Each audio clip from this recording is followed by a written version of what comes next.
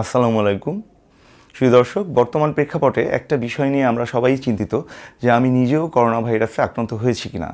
আমরা যদিও এটা জানি যে কিছু কমন লক্ষণ আছে, কিন্তু সেই কমন লক্ষণগুলো প্রকাশ পেতে তো অনেক সময় 14 দিন পর্যন্ত সময় লেগে যায়। আর দেখা যাচ্ছে যে কোথাও কোথাও দেখা যাচ্ছে, যেমন আইসল্যান্ডেই দেখা গেছে যে আপনার সেখানে যাদের পরীক্ষা করানো হয়েছে তো তার 50%ই তাদের কোনো করোনার লক্ষণ নেই, কিন্তু তাদের মধ্যে করোনা ভাইরাস আছে।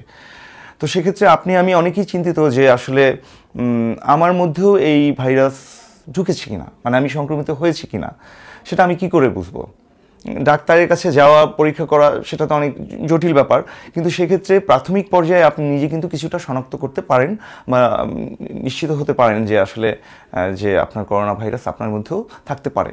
আমি যে তথ্যগুলো আপনাদেরকে জানাবো সেগুলো আমার ব্যক্তিগত কোনো মতামত নয়, সেটা হচ্ছে কলম্বিয়ার ডাক্তার উইলিয়াম হিলম্যানের কথা সূত্র ধরে আমি আপনাদেরকে জানাচ্ছি। আসলে আমাদের মধ্যে খুব কমন একটা প্রশ্ন সবার মধ্যে কাজ করছে, সেটা হচ্ছে যে আমি নিজে করোনা ভাইরাসে আক্রান্ত হয়েছি কিনা সেটা আমি কিভাবে বুঝবো। দেখা গেছে যে জ্বর, সর্দি, কাশি এগুলো কমন ব্যাপার, আমরা জানি, কিন্তু এই লক্ষণগুলো প্রকাশ পেতে তো অনেকের 14 দিন পর্যন্ত সময় লেগে যায়। কিন্তু আমার মধ্যে এই ভাইরাসটা আছে কিনা সেটা আমি আজকে কি করে বুঝবো?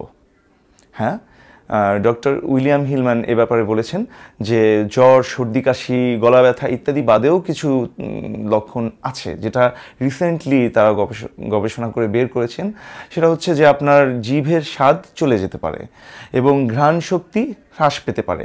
যেমন আপনি খাওয়া দাওয়া করছেন কিন্তু আপনি মজা সেভাবে পাচ্ছেন না, যে জিনিসটার স্বাদ আপনি যেভাবে পেতেন কিন্তু এখন সেভাবে পাচ্ছেন না, এটা হতে পারে একটা লক্ষণ। এবং হতে পারে যে আপনি নাকে শ্বাস প্রশ্বাস আপনার ঠিকমতো আছে কিন্তু আপনি মানে গন্ধ পাচ্ছেন না।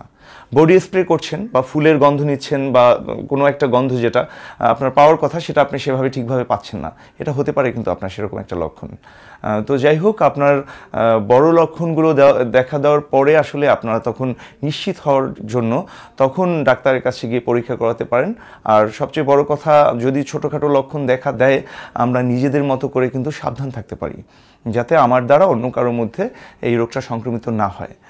আর আরেকটা প্রশ্ন সবার মধ্যে আছে, যেটা এখনও অনেকে জানে না, যে এই করোনা ভাইরাসে আক্রান্ত হওয়ার পরে দ্বিতীয়বার তার আক্রান্ত হওয়ার সম্ভাবনা থাকে কিনা।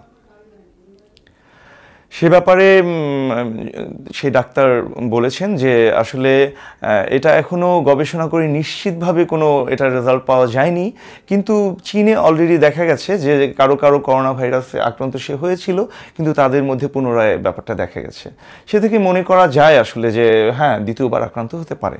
তো দর্শক, আপনাদের যদি ভালো লেগে থাকে আমাদের লাইক, কমেন্ট করে উৎসাহিত করবেন, এবং আপনারা আমাদের পরবর্তী ভিডিও দেখতে চাইলে আমাদের চ্যানেলটিকে সাবস্ক্রাইব করেও রাখতে পারেন।